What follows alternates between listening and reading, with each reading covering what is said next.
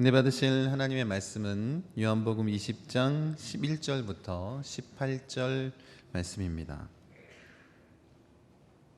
마리아는 무덤 밖에 서서 울고 있더니 울면서 구부려 무덤 안을 들여다보니 흰옷 입은 두 천사가 예수의 시체 뉘었던 곳에 하나는 머리편에 하나는 발편에 앉았더라. 천사들이 이르되 여자여 어찌하여 우느냐. 이르되 사람들이 내 주님을 옮겨다가 어디 두었는지 내가 알지 못함이니이다. 이 말을 하고 뒤로 돌이켜 예수께서 서 계신 것을 보았으나 예수이신 줄은 알지 못하더라. 예수께서 이르시되 여자여 어찌하여 울며 누구를 찾느냐 하시니 마리아는 그가 동산직인 줄 알고 이르되 주여 당신이 옮겼거든 어디 두었는지 내게 이르소서. 그리하면 내가 가져가리이다. 예수께서 마리아야 하시거늘 마리아가 돌이켜 히브리 말로 라보니 하니 이는 선생님이라는 말이라.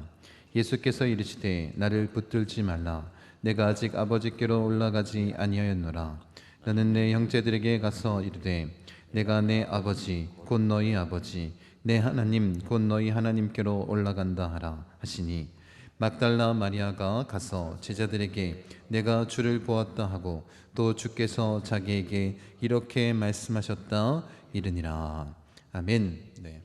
이 말씀에 의지해서 부활을 살다라는 제목으로 하나님 말씀 함께 나누기 원합니다. 우리 옆에 계신 분들과 우리 멀리 떨어져 있지만 우리 이렇게 인사했으면 좋겠습니다. 그리스도인은 부활을 사는 자들입니다. 함께 인사하겠습니다. 그리스도인은 부활을 사는 자들입니다. 네, 할렐루야. 네. 우리가 온전히 그 부활을 살아낸 자가 되기를 원합니다. 여러분들은 부활을 믿으십니까? 네, 많은 그리스도인들이 예수님의 그 십자가 사건은 마음 가운데 깊이 새깁니다. 그 숭고한 사랑에 대한 마음은 넘쳐나고 있습니다. 그런데 정작 이 부활 이야기를 할 때 우리의 마음이 좁아지는 것은 아닙니까? 우리가 그냥 외우고 있는 것처럼 십자가에서 죽으시고 부활하신 예수님을 믿으면 천국 간다. 이 교리를 암송하는 것으로 우리의 삶의 변화와 역사가 나타나지 않는다라는 것입니다. 여러분, 우리가 그 복음을 십자가와 부활을 살아내는 자가 되어야 하지 않겠습니까? 전에 우리 사순절 묵상을 함께 나누며 만남 시간에 이 막달라 마리아 이야기를 잠깐 언급한 적이 있습니다. 예수님의 부활은 당시 유대인뿐만 아니라 헬라인들 그리고 제자들까지도 어느 누구도 믿지 않았습니다. 그러니 예수님의 시체가 없어진 것을 보고 베드로도 요한도 막달라 마리아도 그렇게 예수님이 부활에 대해서 고지하셨음에도 불구하고 예수님이 부활하셨다라는 생각조차 하지 못했다라는 것입니다. 아마 어쩌면 쉽게 믿을 수 없는 그런 내용이었을지도 모르겠습니다. 사람들은 이 보이는 것에, 이 시각적인 것에 많이 현혹되는 것 같습니다. 얼마 전 뉴스를 보면서 이런 생각을 하게 됐습니다. 팩트 체크라는 그런 뉴스 프로였는데 이 코로나19로 인해서 여러 가지 인터넷 뉴스가 진짜 뉴스인지 가짜 뉴스인지 그 팩트를 체크하겠다는 그런 취지인 것 같습니다. 그 내용이 이거였습니다. 이탈리아에서 65세 이상 노인들에게 외출 금지령을 내렸다는 거예요. 그래서 65세 된 노인들이 집 밖으로 나오면 경찰들이 잡아간다라는 그런 영상이 이 SNS 사이에 퍼지게 되었습니다. 마치 그것이 사실인 것처럼. 그래서 이 팩트 체크하는 이 팀에서 그 영상을 유심히 살펴봤더니 그 경찰이라는 단어가 이탈리아어가 아닌 다른 단어로 쓰여 있었다는 것입니다. 그래서 그 영상을 체크했는데 이 영상의 내용이 2019년 아제르바이잔에서 있었던 시위 영상을 그렇게 가짜 뉴스로 보도를 한 것이었습니다. 여러분, 지금 온라인이나 특히 모바일상으로 퍼져 있는 이 가짜 뉴스들, 이 영상들을 사람들이 보고 그냥 보는 그대로 믿습니다. 여러분, 이게 문제 아니겠습니까? 너무 쉽게 믿어버린다는 것입니다. 이렇게 가짜 뉴스를 보고도 쉽게 믿는데 또 그것을 어떻게 해요? 함께하는 커뮤니티에 열심히 퍼나르시지 않습니까? 여러분, 그렇게 너무 쉽게 가짜뉴스도 믿어버리는데 정말 안타까운 것은 진짜 진리인 예수 그리스도의 부활을 못 믿는다는 것입니다. 이게 정말 안타까운 일 아니겠습니까? 사실 이런 어려움들은 우리들만의 것은 아닙니다. 최초의 부활의 목격자였던 막달라 마리아도, 그리고 예수님의 수제자라고 얘기하고 있는 베드로도, 또 사랑하시는 제자인 요한도 믿지 못하는 것이었습니다. 혹시 여러분들 마음 가운데 이 부활이 믿기지 않아도 예수님의 그 십자가, 이 십자가로 나의 모든 죄가 사해졌으니까 나는 천국 가는 데에 아무런 문제도 없어 라고 생각하시는 분이 계십니까? 여러분, 복음은 십자가의 죄사함만 담고 있는 것은 아닙니다. 부활과 승천, 성령 강림, 보좌, 재림, 이 모든 내용들이 하나 되어서 연합되어서 온전히 믿지 않으면 그 복음의 능력을 우리가 살아갈 수 없다는 것입니다. 그 능력을 나타낼 수 없는 것입니다.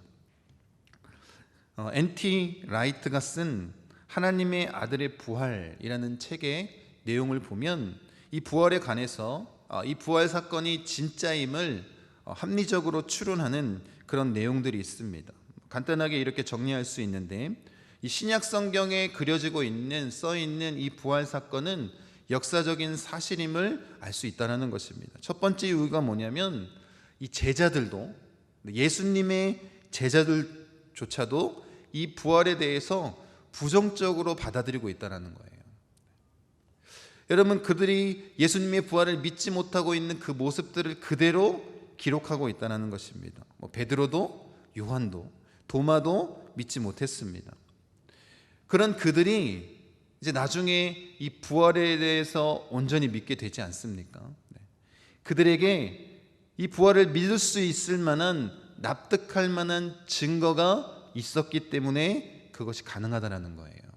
그래서 이 부활이 사실이다 라고 말하고 있고, 두 번째는 이 신약 성경에 부활의 첫 증인을 여성으로 기록하고 있다는 것입니다.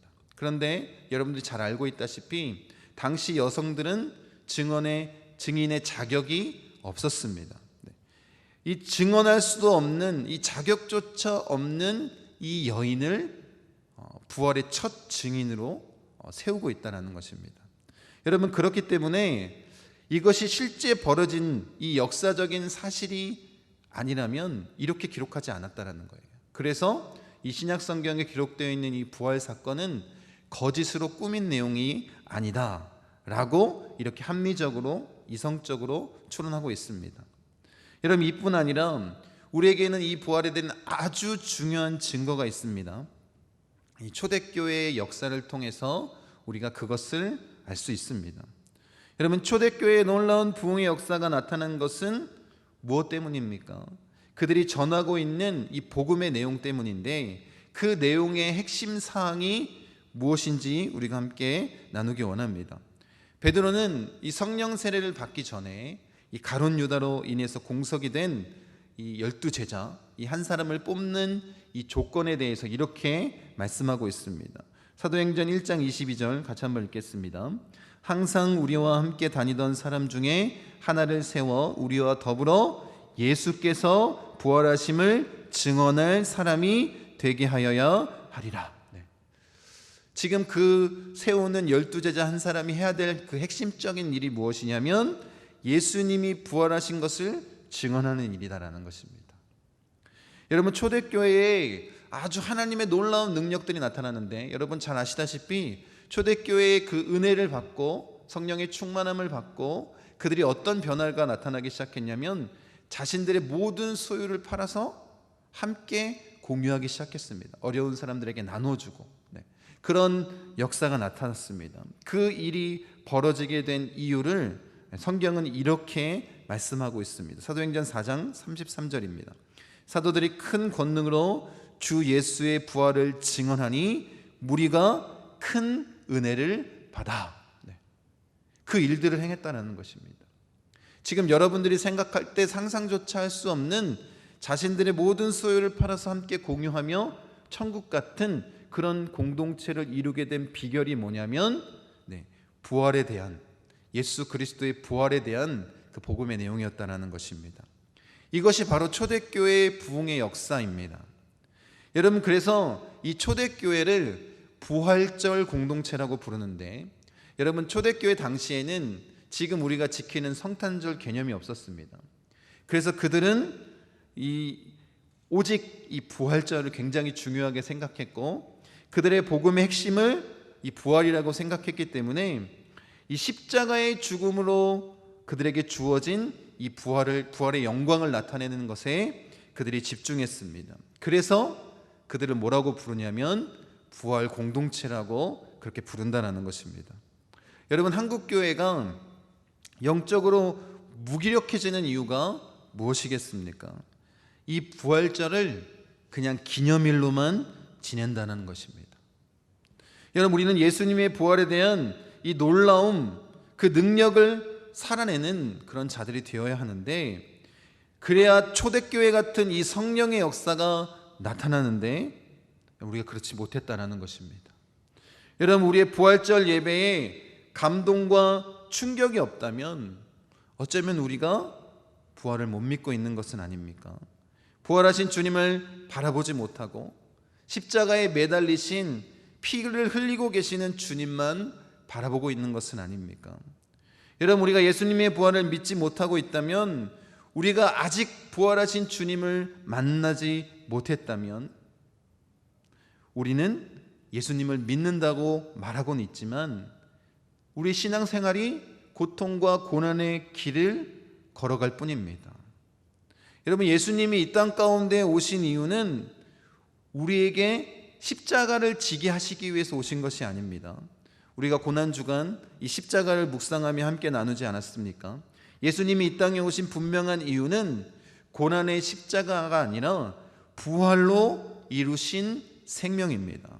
우리를 구원하시기 위해서 오셨습니다. 더 풍성한 생명, 그 삶을 누리게 하시기 위해서 오셨습니다.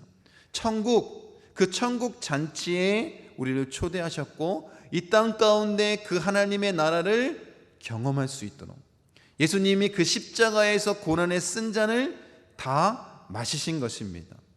여러분, 그러니 우리가 부활이 믿어지지 않는다면 예수님이 우리에게 주시기 원하시는 그 모든 것, 그 모든 능력과 축복이 우리의 것이 되지 않는 것입니다. 여러분, 우리가 부활을 살아내기 원합니다. 그리고 그 놀라운 영적인 축복이 지금 이 시간 우리에게 이 땅 가운데 나타내지기를 원합니다. 우리가 그 부활을 의심할 수는 있습니다. 예수님의 제자였던 도마도 의심했습니다. 도마가 예수님이 부활하신 모습을 보지 못했습니다. 제자들에게 이야기만 들었습니다. 그래서 도마는 나는 믿을 수 없다. 내가 보지 못했으니까 나는 믿을 수 없어. 내가 그것을 봐야만 믿을 수 있어 라고 얘기했던 도마 아닙니까? 예수님께서 직접 도마에게 그 모습을 보여주셨습니다. 그리고 도마가 뭐라고 고백하냐면 나의 주님이시요 나의 하나님이시니이다 라고 고백합니다. 여러분, 그렇다면 우리도 직접 이 부활하신 예수님을 목격해야지만 믿을 수 있는 것 아닙니까? 이렇게 말할 수 있을지도 모르겠습니다. 물론 그렇게도 역사하시지만 우리는 성령을 통해서 그 부활하신 예수님을 만나고 확증할 수 있다는 것입니다. 여러분, 엠마오로 가는 이 두 제자가 부활의 주님과 함께 동행했는데도 예수님은 알지 못합니다. 예수님께서 그 제자들에게 성경에 기록된 이 메시아의 죽음과 부활에 대해서 알게 하셨습니다. 그리고 함께 음식을 나눌 때 그 부활하신 예수님을 보게 된 것 아닙니까? 제자들에게 처음 나타나셨을 때도 마찬가지입니다. 여전히 믿지 못하는 자들이 계신 걸 보시고 예수님께서 그들의 마음에 불신을 책망하십니다. 그러면서 모세 율법과 선지자의 글과 시편에 기록되어 있는 예수님의 죽음과 부활이 바로 약속의 성취라는 것을 알려주십니다. 말씀해 주십니다. 여러분, 그 후에 이 제자들이 온전히 부활하신 주님을 보게 됐다는 것입니다. 여러분, 그러므로 부활의 주님을 만나려면 성령의 도우심이 우리에게 필요한 것 아니겠습니까? 성령의 도움을 구하고 우리가 성경을 읽을 때, 하나님 말씀을 읽을 때, 또 성경을 읽으며 성령의 도움을 구할 때 그 성령의 조명 아래 우리는 부활하신 예수님을 온전히 믿고 만날 수 있다는 것입니다. 여러분, 성령의 역사가 없이는 보이는 예수님도 우리가 믿을 수 없다니까요. 부활하신 주님으로 만나지 못한다는 것입니다. 여러분, 눈으로 보아 아는 것이 아니라 성령이 역사하시지 않으면, 우리 안에 영안을 열어주시지 않으면 불가능한 일입니다.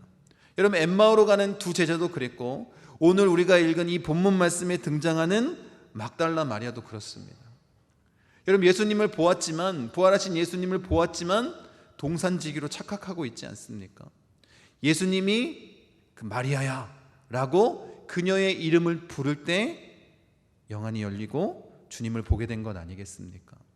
여러분, 성령의 도움 없이는 우리가 부활하신 주님을 믿지도 못하고 보지도 못하는 것입니다. 여러분, 초대교회가 부활의 공동체가 될 수 있었던 핵심적인 이유가 무엇이겠습니까? 여러분, 오순절날 그 마가의 다락방에서 성령의 세례가, 성령의 충만한 역사가 그들에게 임했기 때문에 그들이 뭘 확실하게 믿은 거예요? 예수 그리스도의 부활을 믿고 그 부활을 전하는 자가, 또 부활을 살아내는 자들이 되었기 때문에 그런 놀라운 역사가 나타난 것 아니겠습니까? 여러분, 오늘 우리가 드리는 이 부활절 예배 가운데 이런 예배의 감격이 있기 원합니다. 이런 충격이 함께 우리에게 전해지기를 원합니다. 그리고 그것이 우리의 능력이 되기를 원합니다. 여러분, 오늘날 한국교회처럼 이 초대교회의 발현 이후 2000년 이상 지나면서 교회가 무기력해진 이유에 대해서 설명하는 그런 글을 좀 읽게 됐습니다. 유진 피터슨이 쓴 일상 부활을 살다 라는 책에 이렇게 쓰고 있습니다. 마귀가 거둘 수 있는 최고의 성과는 바로 그리스도인들로 하여금 스스로 평신도라고 생각하게 만드는 것이다 라고 썼습니다. 이 평신도라는 단어가 영어로 레이 퍼슨인데, 이 단어는 항상 비전문가를 나타내는 단어입니다. 교인들은 자신들이 주님과의 인격적인 관계를 맺고 사는 데 있어서 비전문가라고 여기게 만든다는 거예요. 그래서 자신의 영혼의 문제까지도 전문가에게 맡기려고 한다는 것입니다. 예수님과 교제하고 동행하는 일을 예수 전문가들을 따라가는 일로 대체하게 만들어버렸다는 것입니다. 여러분들 스스로 나는 비전문가야 그렇게 생각하게 만들고, 이 부활절을 그냥 기념일로 그렇게 보내게 만들었다는 것입니다. 그러니까 어떻게 해요? 어떠한 능력도 나타내지 못하게 만들었다는 것입니다. 여러분은 그리스도인 아닙니까? 여러분이 예수님의 제자입니다. 여러분이 예수님이 이 땅 가운데 하나님의 나라를 실현시키기 위해서 세우신 동역자임을 잊지 마시기 바랍니다. 여러분, 한국교회의 역동성이 일어나려면 이 부활의 복음이 온전히 우리 마음 가운데 믿어지고 새겨지고 우리가 부활을 살아낼 때 가능한 것 아니겠습니까? 하나님의 승부수 부활이라는 책의 저자인 김성노 목사님은 이 부활 복음으로 이 초대교회에 일어났던 역사를 꿈꾸며 이 춘천에 있는 한마음교회를 이끌어가고 계십니다. 체육교사를 하다가 이 부활의 주님을 만나고 목회자의 길로 들어서게 됐는데, 목회를 처음 시작하면서 마음 가운데 이런 질문이 계속 들었다라는 거예요. 왜 초대교회는 되고 나는 안 될까? 이런 마음 때문에 사도행전을 계속 읽고 또 읽었다고 합니다. 그리고 그 변화의 핵심이 부활이라는 것을 깨닫게 됐다는 거예요. 예수님께서 죽었다가 다시 살아나셨으니, 만왕의 왕으로 오셨으니, 이제 그분의 그 살아나신 예수 그리스도를 왕으로 그렇게 우리가 섬겨야 되는 것 아닌가? 우리의 인생의 진짜 주인이 예수 그리스도가 되어야 되는 것 아닌가? 우리 옛사람은 이미 십자가에 못 박혔다. 죄에서 해방됐다. 그리고 부활하신 주님을 우리 인생의 주인으로 모셔야 된다. 이렇게 선언하고 부활이 말에서 그치는 게 아니라 실제가 돼야 된다고 그렇게 외치며 이 초대교회 같은 변화가 생긴다는 그 결론을 내리고 이 부활의 주님과 동행하는 그 사역을 교회 안에서 행하기 시작했다는 것입니다. 그리고 놀라운 변화가 나타나기 시작했는데 기독교 방송을 통해서 이 부활의 능력을 경험한 성도들이 간증하기 시작했다는 거예요. 그것이 전파를 타기 시작했고 그 간증의 내용들이 아주 놀랄만한 일이었습니다. 도박, 마약, 동성애 이런 중독에서 해방된 사람들, 또 우울증, 이혼, 가정 파괴, 폭력의 아픔 속에서 부활의 주님을 만난 간증들이 이어졌다는 거예요. 평범한 아줌마가 복음을 전해서 그리스도를 믿게 된 이야기, 또 게임 중독에 빠졌던 10대들이 부활의 그리스도를 만나 가족에게 복음을 전한 이야기, 또 예수를 믿고 축구 선수들과 작은 교회를 세운 이 축구 선수의 이야기, 이런 그 간증들의 이야기가 듣는 사람의 가슴을 뜨겁게 하고 그 부활의 능력을 사는 자들에게 변화가 나타냈던, 그렇게 증거하고 있는 책의 내용입니다. 여러분, 우리가 정말 부활을 믿고 부활을 살아내면 우리 목포 순복음 중앙교회 안에도 이런 놀라운 역사가 있을 줄 믿습니다. 오늘 책이 부활을 살다입니다. 더 이상 부활이 우리에게 기념일이 되지 않기를 원합니다. 우리가 진짜 예수 그리스도의 능력을 경험하려면 그 십자가를 온전히 경험하고 그 십자가에서 죽고 이제 부활하신, 다시 살아나신 그 예수 그리스도와 함께 부활을 사는 자들이 되길 원합니다. 이런 부활을 통해 예수 그리스도가 만유의 주이심이 확증된 것이기 때문에 우리도 예수 그리스도를 내 삶의 주인으로 모시고 살아가기 원합니다. 그 변화된 삶, 그 능력을 나타내는 자가 되기 원합니다. 여러분, 이 부활절을 통해서 여러분 마음에 분명하게 새기길 원합니다.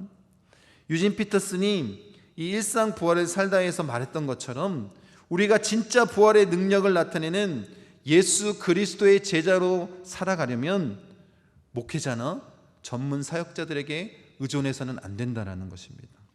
여러분, 마귀가 우리에게 말하는 거예요.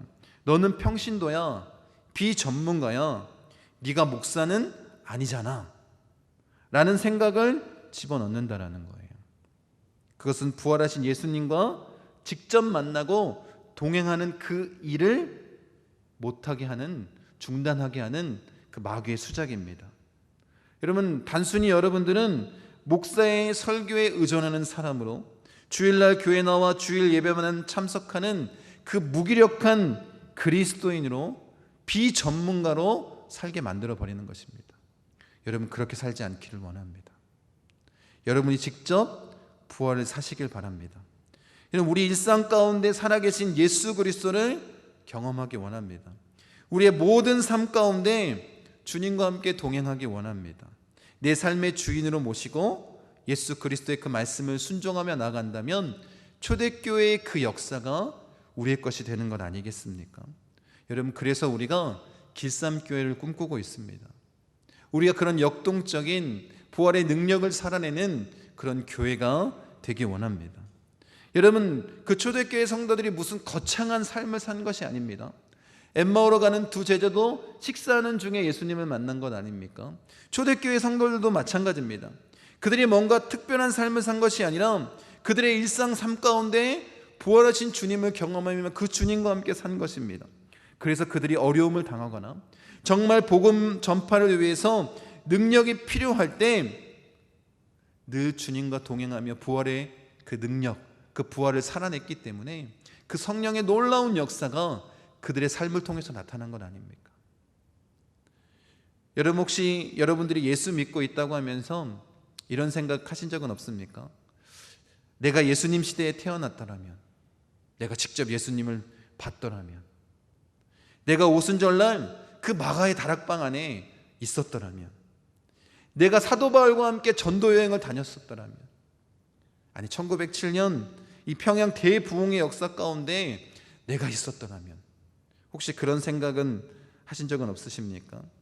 이 목포 순복음 중앙교회 이 초창기 그 부흥의 역사, 그 성령의 역사가 강력하게 나타나고 계속해서 우리 교회가 그렇게 부흥하고 성장했더라면, 혹시 그런 안타까운 마음을 품고 계십니까? 여러분, 우리가 과거만 바라보지 않기를 원합니다. 초대교회 때 역사하신 성령님이나 지금 역사하시는 성령님이나 변화 없으십니다. 오늘도 동일하게 역사하십니다. 근데 부족한 게 뭐냐면, 초대교회의 성도들 안에 역사하셨던 그 주님이 지금 우리 안에 역사하시게 하면 되는 거 아니겠습니까? 여러분, 이미 우리 안에 다 주어져 있습니다. 초대교회 성도들에게만 있었던 것이 아니라 지금 우리 안에 성령님 계시지 않습니까? 그 성령님이 하나님의 말씀을 통해서 부활하신 예수님을 온전히 믿게 하고 그 주님과 동행할 수 있게 하는 것 아니겠습니까? 그렇게 우리가 부활의 능력을 살아내기 원합니다. 여러분, 왜 이제 부흥이 없다고 생각하십니까? 왜 이제 교회가 믿는 자들이 점점 더 어려워질 것이라고 생각하십니까? 우리 목포순복음 중앙교회의 부흥도, 한국교회의 갱신과 부흥의 역사도 사라진 것이 아닙니다. 그 부활의 주님을 모시고 사는 그리스도인들이 적어진 것입니다. 여러분, 부활절, 우리가 부활을 살다라는 제목을 가지고 하나님 말씀을 나누고 있는 지금, 우리 교회 모든 성도님들이 그 부활하신 주님을 만나기 원합니다. 그리고 그 부활을 살아내는 자 되기 원합니다. 여러분, 꼭 기억하십시오. 우리가 그 사도신경, 이 사도신경을 외우지 않습니까? 오늘도 함께 봉독했던 이 신앙 고백, 이 핵심이 뭐냐면 몸의 부활입니다. 몸이 다시 사는 것과. 여러분, 그렇게 외치고 있는데, 그렇게 우리가 신앙 고백하고 있는데, 우리가 믿지 않고 그냥 암송하는 것으로 끝나고 그렇게 사는 것은 아닙니까? 여러분, 이 몸의 부활을 말하는 종교는 기독교밖에 없습니다. 영혼 불멸이 아닙니다. 부활을 선포하고 있다는 거예요. 기독교만의 고유한 것이며 이것이야말로 하나님의 놀라운 능력 아니겠습니까? 이런 바울은 이 부활에 대해서 그래서 이렇게 강조하면서 말합니다. 말씀 한번 같이 보겠습니다. 고린도전서 15장 14절입니다. 그리스도께서 만일 다시 살아나지 못하셨으면 우리가 전파하는 것도 헛것이요 또 너희 믿음도 헛것이며. 더 중요한 이야기도 이렇게 이어서 합니다. 17절 18절입니다. 그리스도께서 다시 살아나신 일이 없으면 너희의 믿음도 헛되고 너희가 여전히 죄 가운데 있을 것이요 또한 그리스도 안에서 잠자는 자도 망하였으리니. 지금 바울이 얘기하는 게 뭐냐면, 부활이 없다면 우리의 신앙이 다 헛것이라는 거예요. 아무 소용이 없다는 것입니다. 우리의 지금까지 지켜왔던 믿음과 신앙 다 헛것이다. 뭐가 없으면? 부활이 없으면. 그리고 더 나아가서 뭐라고 얘기하냐면, 예수 믿고 죽은 자들, 그리스도 안에서 잠자는 그 수많은, 헤아릴 수도 없는 그 수많은 자들이 다 뭐 했다라는 거예요? 망했다라는 거예요. 부활이 없으면. 지금까지 얼마나 많은 그리스도인들이 예수님의 재림을 기다리며 이제 무덤에 묻혀 있습니까? 그 모든 것들이 다 아무것도 아니다라는 거예요. 뭐가 없으면? 부활이 없으면. 여러분이 예수 믿는다라고 고백하고 있는데 여러분들의 그 믿음과 신앙 안에 부활이 없으면 아무것도 아니다라는 거예요. 여러분, 부활이야말로 예수 그리스도가 온 세상에, 온 우주의 주인임을 나타내시려는 하나님이 행하신 유일하고 결정적인 행동입니다. 여러분, 이렇게 질문해 보겠습니다. 여러분, 부활을 믿으십니까? 여러분, 부활을 믿으십니까? 네. 그럼 우리 이렇게 고백하고 오늘 말씀을 마무리 짓기를 원합니다. 제가 부활을 살다 라고 하면 그 밑에 글을 같이 한번 읽어주시면 될 것 같습니다. 부활을 살다. 부활절은 기념일이 아니라 부활의 주님이 나의 주님이 되신 것을 믿고 부활의 증인으로 사는 것입니다. 우리 한 번 더 읽어보겠습니다. 부활을 살다. 부활절은 기념일이 아니라 부활의 주님이 나의 주님이 되신 것을 믿고 부활의 증인으로 사는 것입니다. 아멘. 여러분 믿으십니까? 네. 이제 우리는 부활을 사는 자가 되길 원합니다. 그렇게 초대교회의 그 능력이 우리 목포 순복음 중앙교회의 능력이 되길 원합니다. 그런 영적인 부흥의 역사가 있기를 원하고, 여러분들이 진짜 그 부활을 살아내는 예수 그리스도를 나의 주인으로 섬기고 예수님과 동행하며 그 성령의 역사들을 나타내는 그런 성도님들 되시길 바랍니다. 그리고 우리가 꿈꾸고 있는 그 길쌈교회가 아름답게 세워져서 이 세상에 하나님의 나라를 세우는 그런 교회 되기 원합니다.